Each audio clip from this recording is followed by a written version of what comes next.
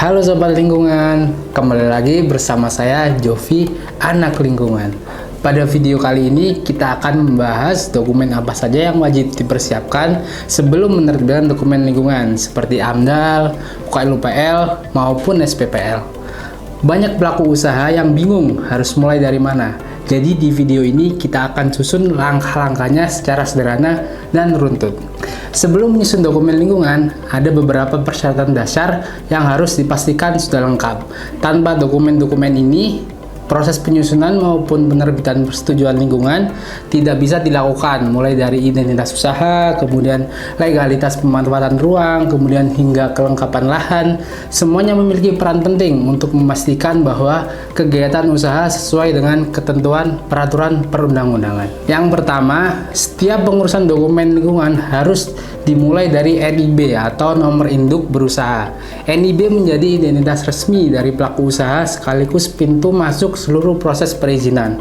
Di dalam NIB terdapat nomor KBLI, yaitu klasifikasi kegiatan usaha yang mendeskripsikan jenis kegiatan atau alur produksi sebuah perusahaan. Informasi KBLI ini sangat penting karena nantinya akan menjadi dasar penentuan jenis dokumen lingkungan apa yang wajib dimiliki. Apakah itu AMDAL, apakah itu UKL-UPL, atau cukup SPPL saja. Selain itu, KBLI juga berfungsi sebagai deskripsi kegiatan di dalam dokumen lingkungan. Setiap proses produksi, kapasitas, output harus sesuai dengan nomor KBLI yang tercantum di NIB tersebut. Jika berbeda, maka dokumen lingkungan bisa dianggap tidak relevan atau tidak valid. Kemudian yang kedua ialah PKKPR atau Persetujuan Kesesuaian Kegiatan Pemanfaatan Ruang. PKKPR memastikan bahwa kegiatan yang akan dilakukan berada di zona ruang yang diperbolehkan. Tanpa PKKPR, dokumen lingkungan tidak akan bisa diterbitkan karena pemerintah harus memastikan dulu bahwa kegiatan usaha tidak bertentangan dengan rencana tata ruang daerah. PKKPR juga menjadi dasar dalam beberapa tahapan teknis, mulai dari pengecekan zonasi, kemudian lokasi kegiatan, hingga potensi resiko lingkungan berdasarkan posisi geografisnya.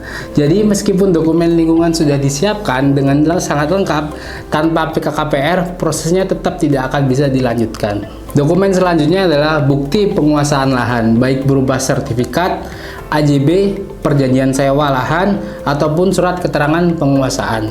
Dokumen ini diperlukan untuk membuktikan bahwa pelaku usaha memiliki hak legal untuk menjalankan kegiatan pada lokasi yang dimaksud. Selain itu, dokumen lahan juga menjadi syarat untuk memperoleh PKKPR maupun KRK yang tadi saya jelaskan. Tanpa bukti lahan, pemerintah tidak dapat menetapkan kesesuaian ruang yang akan direncanakan. Kemudian yang terakhir ialah as-built drawing atau layout aktual perusahaan. Gambar ini menggambarkan kondisi lapangan yang sebenarnya, termasuk lokasi bangunan, fasilitas produksi, utilitas, drainase, dan ruang terbuka.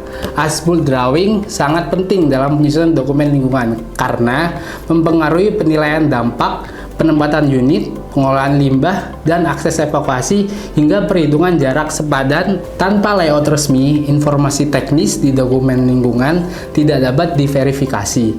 Kemudian dokumen selanjutnya ialah dokumen teknis atau penunjangnya. Ada itu dokumen Pertek BMAL, kemudian Pertek emisi, dan andalain. Yang pertama ialah Pertek BMAL.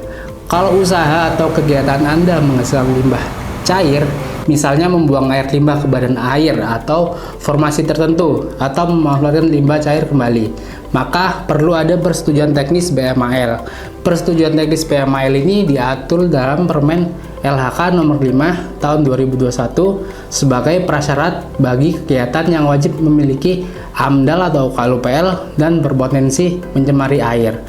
Pertek BMAL berfungsi memastikan bahwa proses pembuangan atau pemanfaatan limbah cair sesuai dengan baku mutu air limbah yang ditetapkan. Tanpa Pertek BMAL, izin lingkungan tidak bisa dianggap lengkap. Selanjutnya, selain limbah cair, jika kegiatan usaha menghasilkan emisi udara, misalnya dari cerobong pembakaran atau proses industri buang gas atau polutan, maka wajib mengajukan persetujuan teknis emisi. Regulasi baku mutu dan prosedurnya juga sama, yakni Peraturan Menteri Lingkungan Hidup nomor 5 tahun 2021.